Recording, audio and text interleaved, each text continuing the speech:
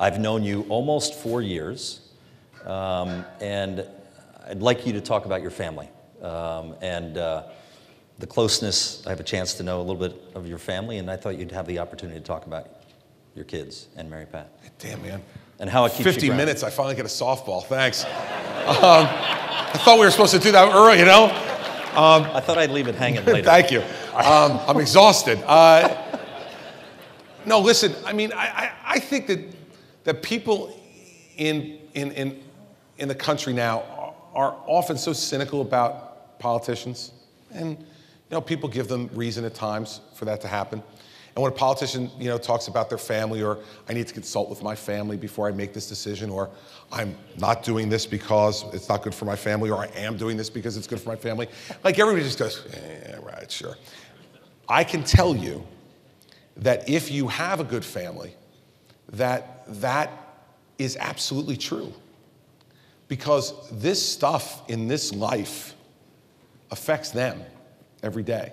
So Mary Pat's here and traveled with me today, and she's got a career of her own that is an outstanding one in the finance business, and has been for years and years and years. And then all of a sudden she gets thrust into this, you know, non-paying job of First Lady of New Jersey, where people have all kinds of expectations of her, and she's hit every mark, despite the fact that this wasn't her dream, it was mine.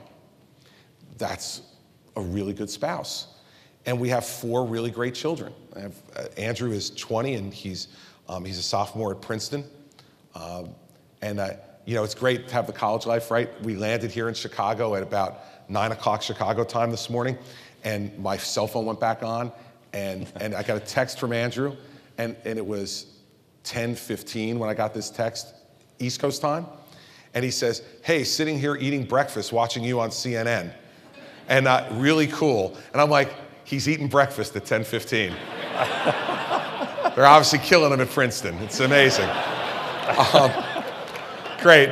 What I've found about college, by the way, is the more you pay, the less they go. It's like a complete inverse relationship. The more expensive the school, the less they go to class, and it's great.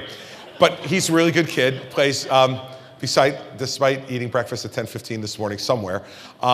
He's a baseball player at Princeton and plays Division I sports, and we're incredibly proud of him.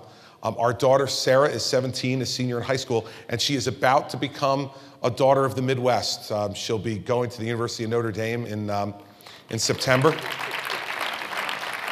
So like it or not, you're going to see a lot more of me out here, walking through Midway and O'Hare on my way to the drive to South Bend. We have a 13-year-old son, Patrick, who's in the 7th grade and is a hockey player, and a 10-year-old daughter, Bridget, who is a vicious 5th grade girls basketball player. Watched her last night playing defense, and almost like a little bit like ashamed, right? There was this one girl she was guarding who was not very good.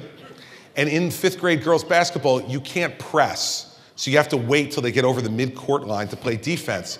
And 3 times in a row, this poor girl came over the midcourt line and picked up her dribble and like didn't know what to do with it. And Bridget just went and grabbed the ball out of her hand, drove down the court, and scored a layup 3 times in a row.